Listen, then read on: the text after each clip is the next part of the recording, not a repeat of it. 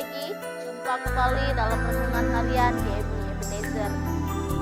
Orang yang rajin akan diberi kelimpahan.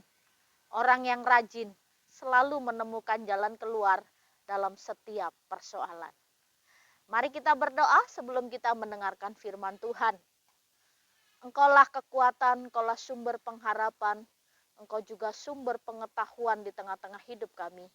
Kami bersyukur kepadamu untuk segala anugerah dan berkat yang kau berikan kepada kami.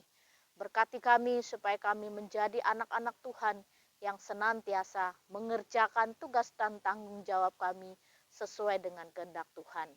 Berkatilah firman-Mu yang akan kami dengar pada pagi hari ini. Di dalam dan demi Yesus Kristus kami berdoa dan mengucap syukur. Amin. Pagi ini kita akan bersama-sama merenungkan satu tema firman Tuhan. Belajarlah dari semut. Amsal 6 ayat 6 berkata demikian. Hai pemalas, pergilah kepada semut, perhatikanlah lakunya dan jadilah bijak. Amsal ini adalah amsal nasihat yang ditulis oleh Salomo. Salomo tujukan nasihat ini kepada bangsa Israel. Supaya bangsa Israel menjadi bangsa yang rajin, bangsa yang pekerja keras, bangsa yang sungguh-sungguh melakukan segala sesuatu pekerjaan dengan benar. Dan untuk melakukan pekerjaan ada nasihat, belajarlah dari semut. Lalu apa kelebihan semut dari binatang-binatang yang lain? Lalu kenapa Salomo mengambil contoh dari semut?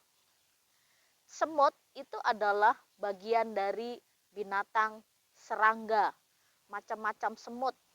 Bahkan ada ribuan jenis semut juga. Mungkin yang ada di Indonesia tidak ada di Amerika. Yang ada di Amerika, semut jenis di Amerika tidak ada di kita.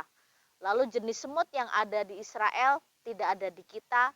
Lalu yang jenis semut di kita belum tentu ada di Israel.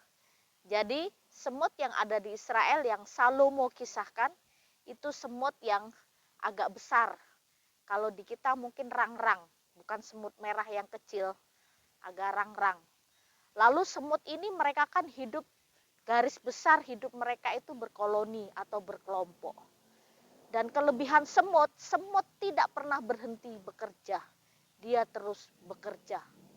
Pada musim panas dia mengumpulkan makanan. Lalu makanan, kadang-kadang dia menemukan makanan yang harus dia bawa ke sarangnya itu lebih besar dari badannya. Ada yang 10 kali besar badannya. Tapi mereka bisa berkumpul, bergerombol. Dan ketika mendapat makanan, ada satu kelompok semut yang membawa. Dan semut juga tidak punya pengatur, tidak punya pemimpin.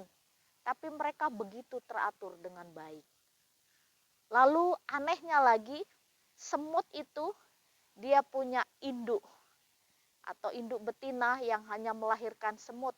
Itu dijaga, namanya ratu semut, dijaga, dipelihara dengan baik, dikasih makan, dikasih minum, dirawat dengan baik.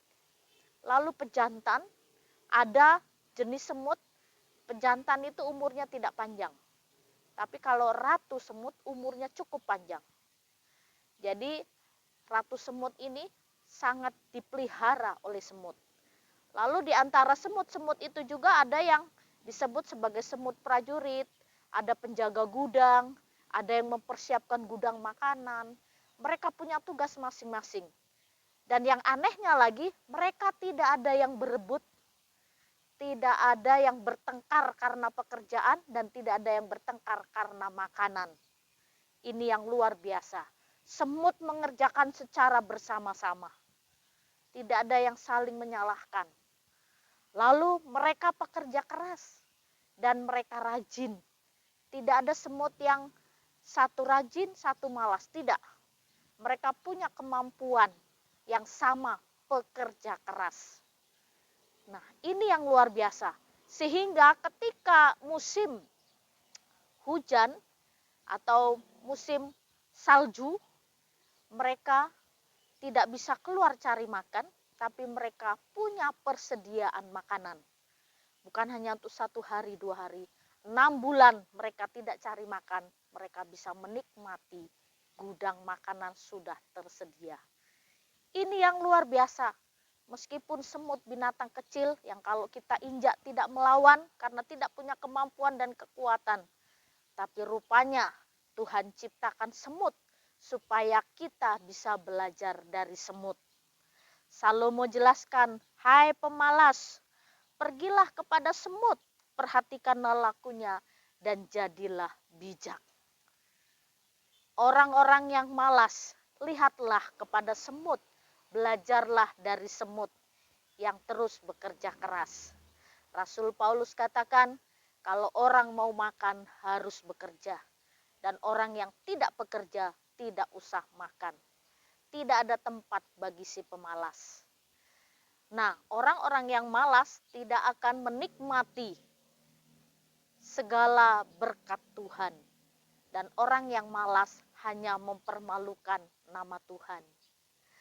Lalu Rasul Paulus juga katakan kepada jemaat di Roma, hendaklah rohmu terus menyala-nyala dan layanilah Tuhan. Artinya ada kekuatan, ada semangat, ada kerja keras. Dan dalam hidup ini, jangan berhenti berkarya. Dalam hidup ini, jangan berhenti melakukan segala hal dalam hidup kita. Rutinitas kita, pekerjaan kita, apapun yang kita kerjakan. Hasilkanlah karya. Karya yang membuat kita sendiri bangga, dan juga karya yang membuat orang lain bangga, dan karya yang memuliakan nama Tuhan. Mari kita belajar dari semut, terus bekerja keras, menyediakan makanan. Saya yakin dan percaya tidak ada orang yang kelaparan kalau kita terus belajar dari semut. Ada orang yang tidak, ketika dia bekerja, melamar ke sana kemari, tidak mendapatkan panggilan kerja. Buka usaha. Hiduplah lebih kreatif. Apa yang di depan kita, apa yang menjadi potensi diri kita, kembangkanlah itu. Dan percayalah, ketika kita bersandar kepada Tuhan, Tuhan memberikan hikmat dan kebijaksanaan sehingga kita hidup lebih kreatif. Orang yang kreatif tidak akan kelaparan. Orang yang kreatif selalu menemukan jalan keluar. Dan kebutuhan-kebutuhan kita secara jasmani akan terpenuhi. Bapak Ibu, mari belajar dari semut untuk terus bekerja keras. Kiranya kasih Tuhan menolong kita. Mari kita berdoa. Kami bersyukur dan terima kasih karena Engkau ingatkan kepada kami akan firman-Mu pada pagi ini ya Tuhan.